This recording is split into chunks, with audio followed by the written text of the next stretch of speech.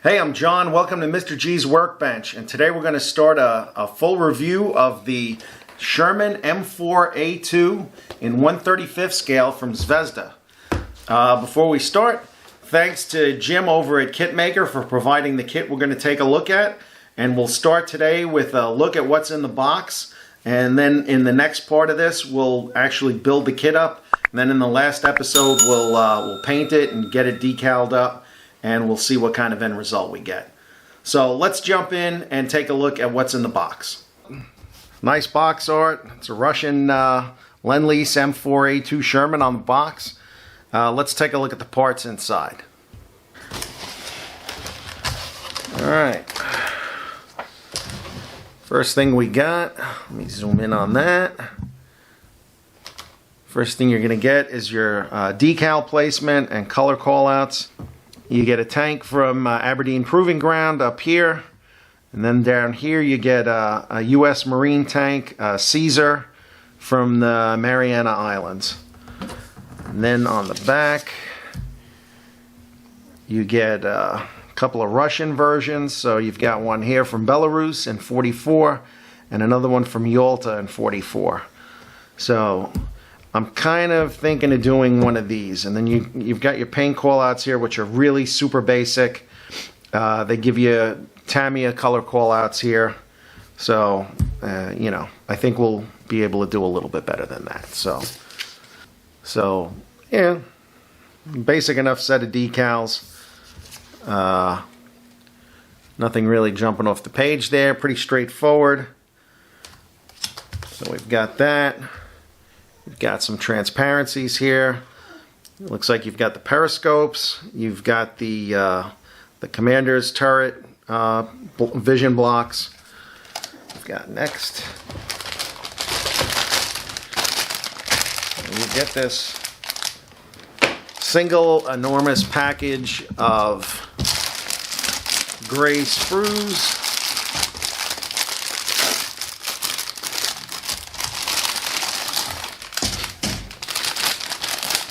No loose parts in the bag. That's always a good sign.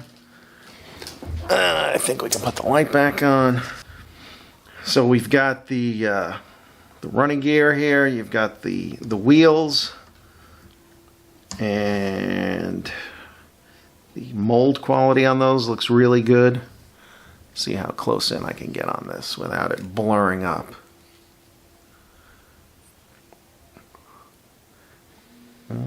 Looks pretty focused.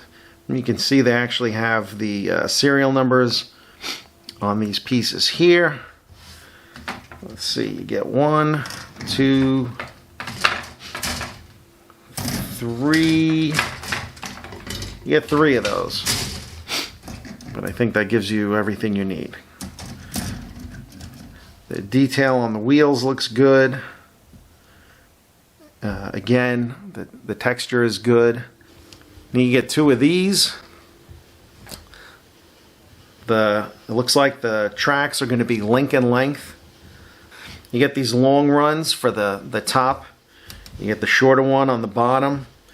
And then you've got the shorter lengths here for the front and back, and then the individual ones to do the parts that go over the sprockets. Then you've got the sprockets here. They look to be well molded. The idlers are here as well. I believe those are the idlers. And what else is on here? The gas caps are on here. The periscope covers are on here. Everything looks good. The tracks don't look too bad. I'll have to look at my Sherman book, and then I can tell you which track that is. There's a specific name for them, I know. When we get into the build, we'll discuss it more. Alright, that stuff I said about parts not being lost in the bag, I take it back. I've got like a couple of parts here that came off the sprues. We got a wheel, and whatever that's going to turn out to be. Let's set those aside. Then we've got this sprue. Let me zoom this back out. And this is, let's see, This parts tree looks like you get the hull sides, the lower hull sides. You get the forward hull. You get the hatches down here. Let me zoom in a little. So you've got the hatches there that you have to add the periscope locks to. It looks like the towing cables are going to be molded. This already looks like it's going to be an issue because it looks like there's a section broken out of there. And I guess we'll have to see how that goes. The headlight and tail light guards there and there. Tools are here. Pretty hard to break those, but they look like they're all in one piece. What else do we have on here? We have it's the rear part of the, let's see if we get that to focus. The rear part of the hull. Actually, I think that's going to be inside. And then we have, I know these are going to go along the sides of the hull. That's the part that goes above the lower hull where it meets the front plate. And then we've got the actual, I think these are the upper hull sides. So that's what they look like. And what else do we have on here? Not much else. You have that transport brace for the barrel is there.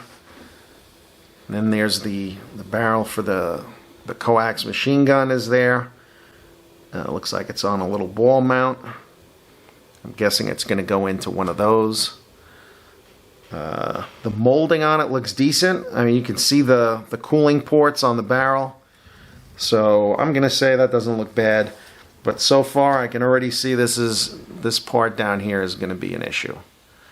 So it's going to be fun trying to piece that back together. You can already see, you can see where that's already broken off of the parts tree, and it's just a matter of time before that breaks.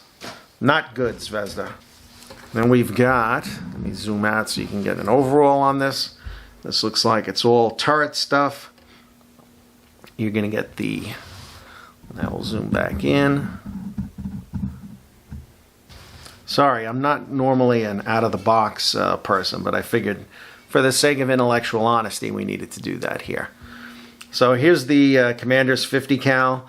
The molding on it looks pretty good. No complaints. The carry handle is well molded. Looks pretty good, even at this scale in plastic. That's pretty good molding. I'm not going to complain. The pintle mount is here. Let's see. You've got the turret body is here. Let's see if I can show that to you. Looks pretty good so far. Texture-wise, it's smooth. So if you want this to have some texture, you're going to have to add it. I would just maybe do that with some putty, kind of just speckled on. It's probably what we'll wind up doing. You've got the forward plate. What is it called? The glacis plate for the main gun is here, along with the other plate. You've got the turret ring is here. Not much detail to it. I mean, it is just a turret ring, so it's there. The commander's hatch assembly is here. And what else do we have? Not much else. I think these are the brackets for the transport when the machine gun is in a transport mode. That goes across the back. And you've got the hatches, the loader's hatch, and the other part of the commander's hatch is over here. Again, the molding on them is good. The molding on the loader's hatch is good. It's got the spring detail. I know that's going to be kind of hard to see. You've got a full antenna here. Compared to the main kit, that's actually not bad at all. And then the interesting part here is here's the main gun, and the coax machine gun is here. So that means the other one we looked at on the other sprue was probably the machine gun on the lower hull. So you've got that here, and again, the molding on the jacket of the machine gun looks good. You've got the main gun here, and somewhere it will be the muzzle. I don't know where it is. I'm sure we'll figure it out. So not bad. Again, just this is all smooth, which is a little disappointing because they went through all the trouble of molding in the the serial number on the turret and everything, and then everything is just plain and smooth. So we will address that. Last sprue, the main hull looks good. Again, it's smooth, so you're gonna have to add the texture yourself. There's the back of the let's zoom in a little here. So the back of the hull, you've got this, I believe, is part of the lower rear hull. The top of the rear hull where the engine hatches are, and you've got the lower hull is here. Nicely molded though. I mean, the rivet detail on here is pretty nice, considering you're never going to see it again. I'm not going to complain about that. You've got the engine hatches here,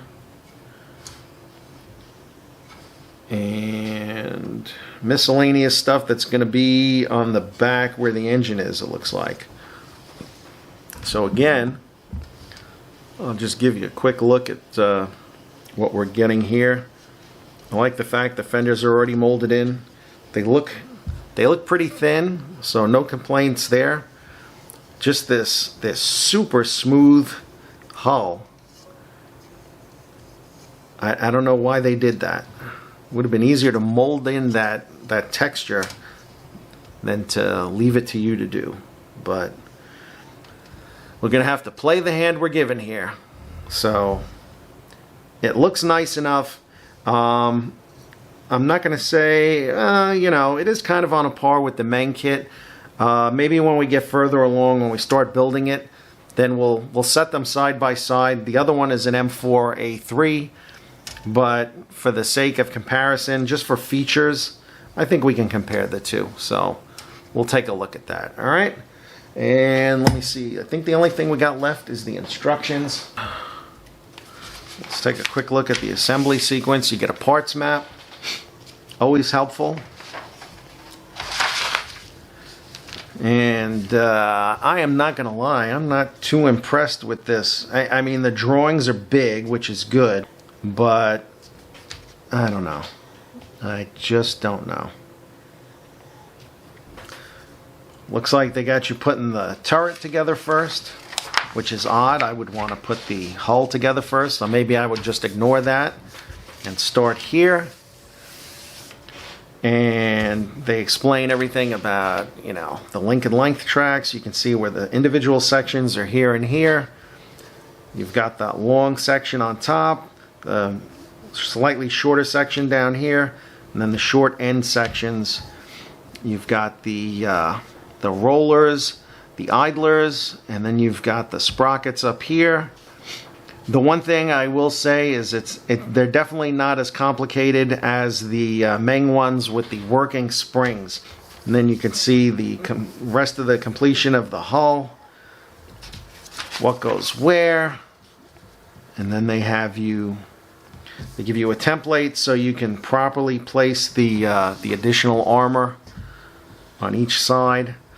And again, you're going to have to go back and add your own cast texture. Here's where that's that part that's broken on the sprue. So we'll have to deal with that when the time comes. Alright, I've got everything back in the box. This looks like it'll be a little simpler build than the Meng Sherman. That's because the Meng Sherman came with a bonus photo etch and a metal barrel and stuff. It was definitely a more involved parts count, a higher parts count, more involved build. You had the working suspension, lots of complicating stuff there. This looks like it'll be a much simpler build. I'm actually looking forward to this. Once this is built, next episode we'll build it. Once it's built, we'll compare it to the built-up Meng Sherman M4A3, and we'll compare some features, and we'll see what we like, what we don't like in here. And then we'll have one more episode where we'll paint this, and we'll get it finished up, and then we'll get a good look at what you get as a finished product. So thanks again to Jim over at Kitmaker for providing the kit we're looking at.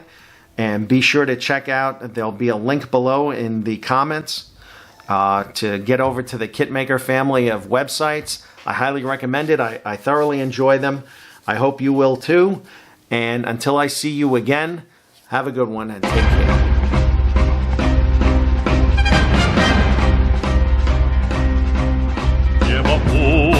Утреннего стяг в жизни важен.